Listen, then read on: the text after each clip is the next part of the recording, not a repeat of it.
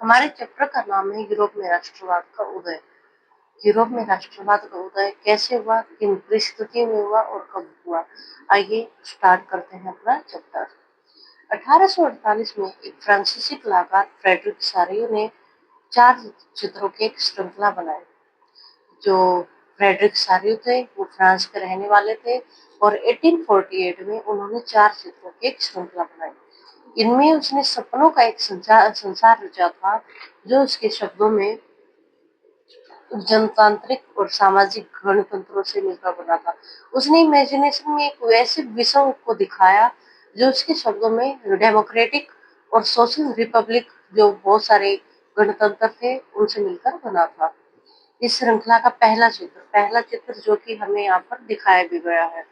इस श्रृंखला के पहले चित्र में यूरोप और अमेरिका के लोग दिखाए गए हैं।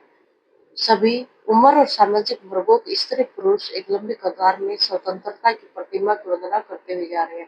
पहले चित्र में दिखाए गए हैं यूरोप और अमेरिका के लोग। इसमें सभी उम्र, सभी सामाजिक वर्गों के स्त्री और पुरुष एक लंबी लाइन में स्वतंत्रता की प्रतिमा जो उनके सामने है उसकी वंदना करते हुए जा रहे हैं। आपको याद होगा कि फ्रांसीसी क्रांति के दौरान कलाकार स्वतंत्रता को महिला का रूप प्रदान किया करते थे। हमने जो 9th क्लास में पढ़ा था कि जो फ्रांसीसी क्रांति हुई थी 1789 में, उस टाइम में जो फ्रांसीसी कलाकार है वो स्वतंत्रता को महिला का रूप प्रदान करते थे। यहाँ भी आप ज्ञानोदय की मशाल को पहचान सकते हैं जो उसके हाथ में है। इसके हाथ में जो स्वतंत्रता की प्रतिमा उसके हाथ में है और उसके दूसरे हाथ में मनुष्य के अधिकारों का घोषणा पत्र है। प्रतिमा के सामने जमीन पर निरंकुश संस्थानों के ध्वस्त अवशेष बिखरे हुए हैं। सोरियो के कल्पना आदर्श यूटोपिया में दुनिया के लोग अलग अलग राष्ट्रों के समूह में बटे हुए हैं। उनकी पहचान उनके कपड़ों और राष्ट्रीय पोशाक से होती है। स्वतंत्रता की मूर्ति के से कहीं आगे जुलूस का नेतृत्व कर रहे हैं संयुक्त राज्य अमेरिका और स्विट्जरलैंड, जो तब तक राष्ट्र राज्य बन चुके थे। जो ये चित्र है इसमें बहुत सारे, ये जो पिक्चर है इसमें बहुत सारे राष्ट्रों को दिखाया गया है।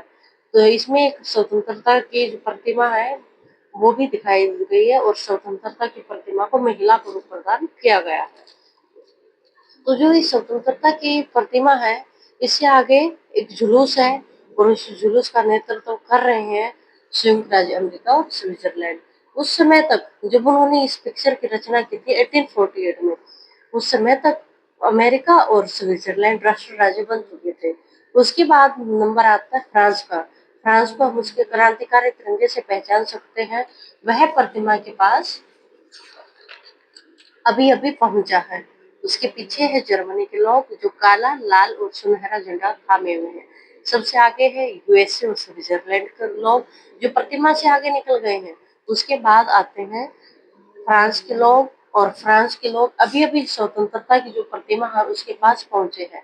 उसके पीछे जर्मनी के लोग हैं जिनके हाथ में काला, लाल और सुनहरा झंडा थमा हुआ है।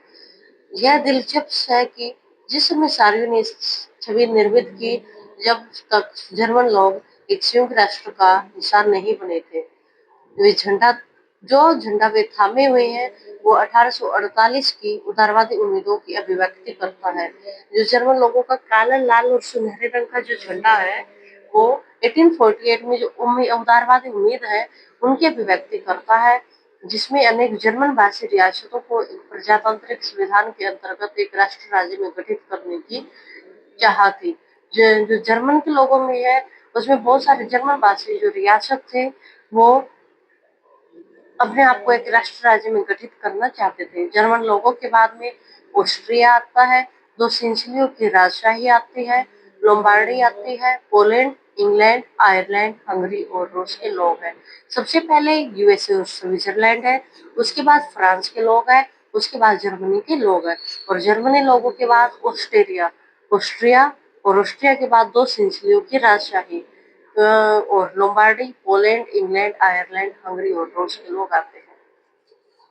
ऊपर स्वर्ग से ईसा मसीह, संत और फरिश्ते इस दृश्य पर नजर जमाए हुए हैं। चित्रकार ने उनका इस्तेमाल दुनिया के राष्ट्रों के बीच भाईचारे के रूप में किया है।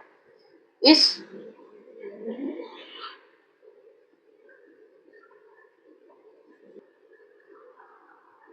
इस अध्याय में कई ऐसे विषय उठाए जाएंगे जिनकी काल्पनिक अभिव्यक्ति शौर्यों ने चित्र एक में की थी। जो हम चित्र ये पूछ रहे हैं ना, हम बता रहे हैं अभी अभी कि जो चित्र इस अध्याय में ऐसे कई विषय उठाए जाएंगे जिसकी काल्पनिक अभिव्यक्ति शौर्यों ने चित्र एक में की थी, जिसके बारे में अभी भी हमने पढ़ा है कि वहां पर अमेरिका और स्विट्जरलैंड सबसे आगे है, उसके बाद फ्रांस, उसके बाद जर्मनी और बाद में फिर बहुत सारे मतलब राष्ट्र राज्य हैं। उनके बारे में जो पढ़ा है इस चित्र को, जो हमने देखा है, यह हम जानते कि इमेजिनेटिव अभिव्यक्ति कर रखी थी, ये रियल में ऐसा कुछ नहीं था। तो इसके बारे में बहुत सारे विषय उठाए जाएंगे जिसका हम इस अध्याय में, इस चैप्टर में हम पढ़ेंगे। 19वीं सदी के दौरान राष्ट्रवाद एक ऐसी ताकत बनकर उभरा जिसने यूरोप के राजनीतिक और मानसिक जगत में भारी परिवर्तन ला दिए थे।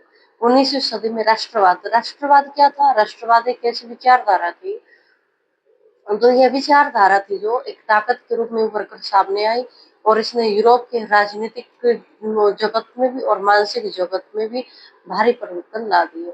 इन परिवर्तनों से अत्यंत यूरोप के बहुराष्ट्रीय वंशीय साम्राज्यों के स्थान पर राष्ट्र राज्य का उदय हुआ। जो यूरोप में बहुत सारे राष्ट्र वंश चलते हुए आ रहे थे, बहुराष्ट्रीय जो वंशीय साम्राज्य थे, उनके स्थान पर राष्ट्र राज्य का उदय हुआ।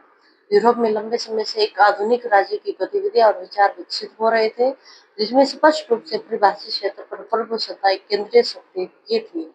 लेकिन राष्ट्र राज्य में न केवल उसके शासकों बल्कि उसके अधिकांश नागरिकों में एक साझा पहचान का भाव और साझा इतिहास या विरासत की भावना थी। जो राष्ट्र राज्य के रूप में जो बनकर सामने आए थे, उसमें प्रभु सत्ता, जो उनकी सत्ता थी, वो एक केंद्रीय शक्ति की थी।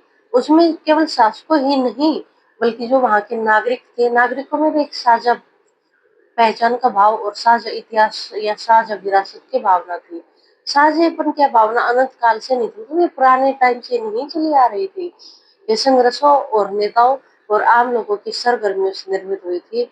जो संघर्ष हुए थे, जो नेता और आम लोग थे, उनकी जो सरगर्मियां, उनका जो जोश था, उससे निर्मित हुई थी। यह अध्याय उन विविध प्रक्रियाओं पर प्रकाश डालेगा जिसके तहत 19वीं सदी के यूरोप में राष्ट्र राज्य और राष्ट्रवाद अस्तित्व में आई। इस चैप्टर में हम उन चीजों के बारे में पढ़ेंगे जिसके तहत 19वीं सदी में यूरोप में राष्ट्र राज्य और राष्ट्रवाद अस्तित्व में आए।